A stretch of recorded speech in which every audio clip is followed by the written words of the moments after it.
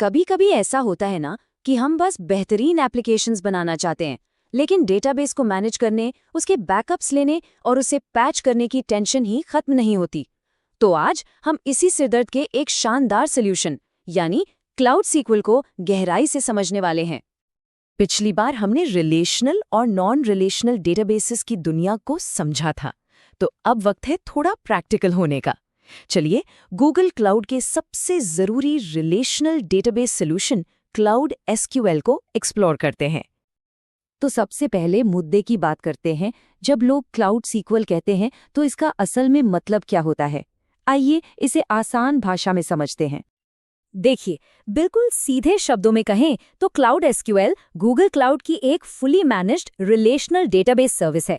ये आपको MySQL, PostgreSQL और एसक्यूएल सर्वर जैसे पॉपुलर डेटाबेस इंजन्स चलाने की पूरी पावर देती है, जबकि गूगल पर्दे के पीछे का सारा भारी भरकम काम खुद संभालता है।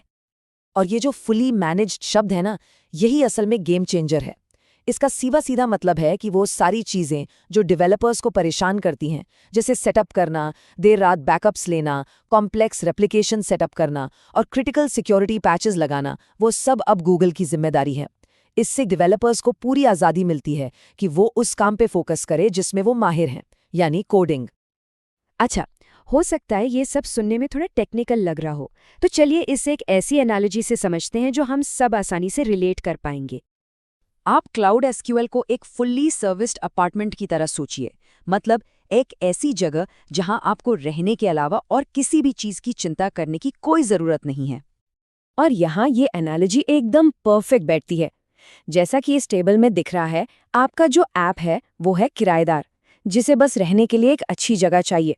गूगल क्लाउड है बिल्डिंग का मालिक, जो सारा इंफ्रास्ट्रक्चर देता है, और पानी, बिजली, मरम्मत जैसी सारी जरूरी यूटिलिटीज वो हो गए आपके बैकअप्स, पैचेस और अपटाइम, जिसे मालिक यानी गूगल खुद हैंडल करता है।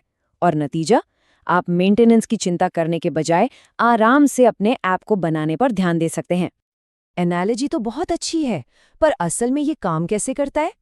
चलिए कुछ रियल वर्ल्ड बिजनेसेस पर एक नज़र डालते हैं जो हर दिन क्लाउड एसक्यूएल पर ही भरोसा करते हैं। इसका एक बहुत बड़ा उदाहरण है ई-कॉमर्स, जहां स्ट्रक्चर डेटा ही सब कुछ होता है। जरा किसी बड़ी ई-कॉमर्स साइट के बारे में सोचिए। वहाँ कस्टमर अकाउंट्स होते हैं, प्रोडक्ट कैटलॉग्स होते हैं, ऑर्डर हिस्ट्री होती है और पेमेंट इन्फॉर्मेशन भी। ये सारे डेटा पॉइंट्स एक दूसरे से बहुत गहराई से जुड़े होते हैं। क्लाउड सीक्वल जैसी एक रिलेशनल सर्विस इसी कॉम्प्लेक्स जाल को फ्लॉलेसली मैनेज करने के लिए ही बनी है। अब HR सिस्टम्स के बारे में सोचते हैं। हर कंपनी को अपने एम्प्लॉयज़, उनकी सैलरीज, अटेंडेंस रिकॉर्ड्स और परफॉर्मेंस रिव्यूज को ट्रैक करना पड़ता है।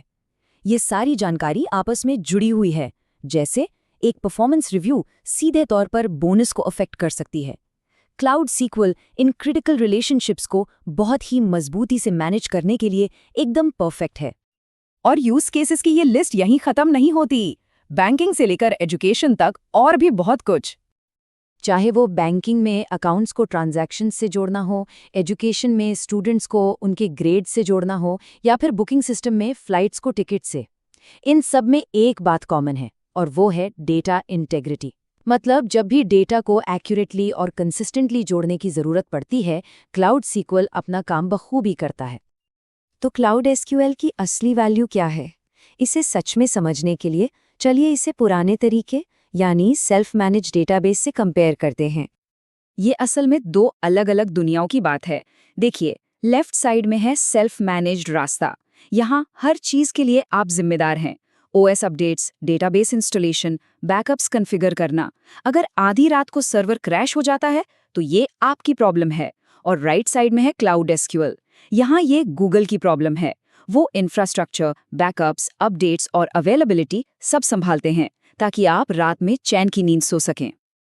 ठीक है, अब जब हम जानते हैं कि ये क्या है, तो चलिए थोड़ा प्रैक्टिकल होते हैं।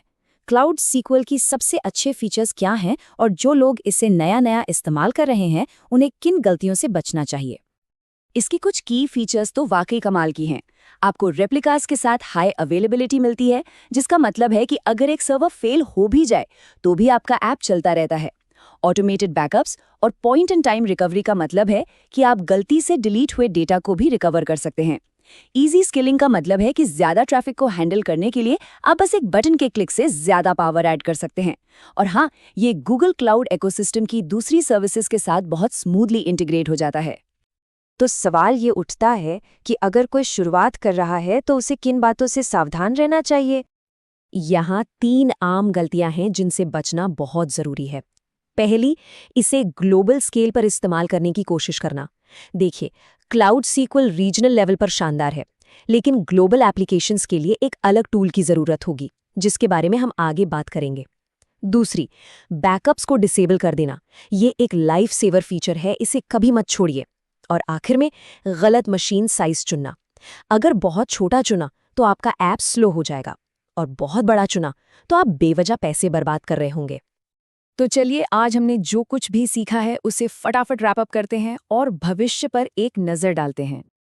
तो संक्षेप में पूरी बात ये है, क्लाउड सीक्वल, माईसीक्वल, पोस्टग्रेसक्यूएल और एसक्यूएल सर्वर के लिए एक फुली मैनेज्ड पावर हाउस है। ये ई-कॉमर्स और एचआर जैसे स्ट्रक्चर्ड डेटा वाले ऐप्स के लिए एकदम आइडियल है। लेकिन इसका सबसे बड़ा फायदा, ये कॉम्प्लेक्स टास्क को ऑटोमेट कर देता है, जिससे आपका समय और सिरदर्द दोनों बचते हैं। तो निष्कर्ष ये है कि क्लाउड एसक्यूएल स्ट्रक्चर्ड एप्लीकेशंस के लिए बेहतरीन है। लेकिन उस सिचुएशन के बारे में क्या, जब किसी एप्लीकेशन को ग्लोबल स्केल पर काम करने की जरूरत हो, वो भी जीरो डाउन टाइम के साथ? इस सवाल का जवाब हमें हमारी अगली चर्चा में मिलेगा, जब हम क्लाउड स्पैनर का विश्लेषण करेंगे।